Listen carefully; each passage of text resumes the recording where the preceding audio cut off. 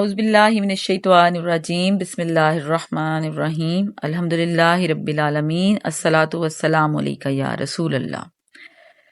حضرت شیخ عبد القادر جیلانی رحمۃ اللہ علیہ کی کتاب فتوح الغیب کا ترجمہ پیش خدمت ہے۔ آج ہم 8واں مقالہ پڑھتے ہیں، تقرب الہی کس طرح حاصل ہو۔ فرمایا رضی اللہ عنہ نے، تو جس حالت پر ہو اس کے سوا کسی اور بلند یا پست حالت کی آرزو نہ کر۔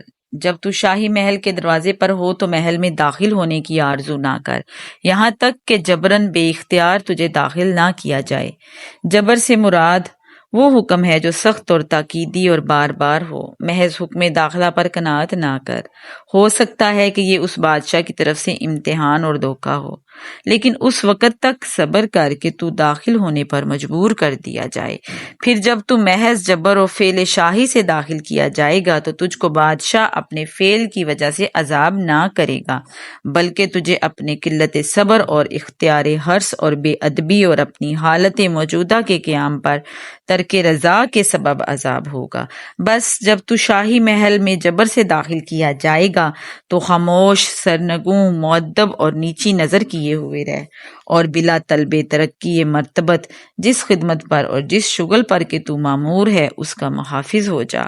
اللہ تعالیٰ نے اپنے برگزیدہ نبی صلی اللہ علیہ وآلہ وسلم سے فرمایا، گور گور کر نہ دیکھو ان اقسام کی چیزوں کی طرف جو ہم نے کافروں کو زندگانی دنیا کی آسائش کے لیے دی ہیں، تاکہ ان کو ہم آزمائیں اور اس طرح ہم ان کا امتحان کریں، اور آپ کو آپ کے رب کا دیا ہوا رزق بہت بہتر اور باقی رہنے والا ہے۔ بس اس قول و رزق ربک خیر و ابقیٰ میں اپنے نبی مختار صلی اللہ علیہ وآلہ وسلم کو حفاظت حال کا اور اپنی دی ہوئی نعمت پر راضی رہنے کا ادب سکھایا ہے۔ یعنی ہم نے جو خیر اور نبوت اور علم و قناعت اور صبر اور سلطنت دین اور غزوہ دین یہ چیزیں کہ تجھ میں عطا کی ہیں، اوروں کو دی ہوئی چیزوں سے بہترین ہیں۔ پس موجودہ شے کی حفاظت اور اس پر رضامندی اور اس کے ماں سوا کو کی طرف سے ترک التفات میں ہی تمام بھلائیاں ہیں، اس لیے کہ وہ غیر موجودہ شے یا تو تیری قسمت کی ہے یا کسی غیر کے لیے یا کسی کا حصہ نہیں ہے، بلکہ اسے اللہ نے بندوں کی آزمائش کے لیے پیدا کیا ہے۔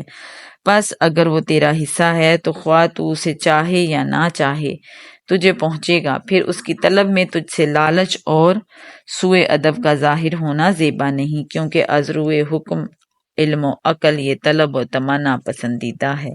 اگر وہ دوسرے کی قسمت میں ہے تو تو اسے نہ پائے گا اور تجھے نہ ملے گی، پھر اس کے لیے کیوں سختی جھیلتا ہے؟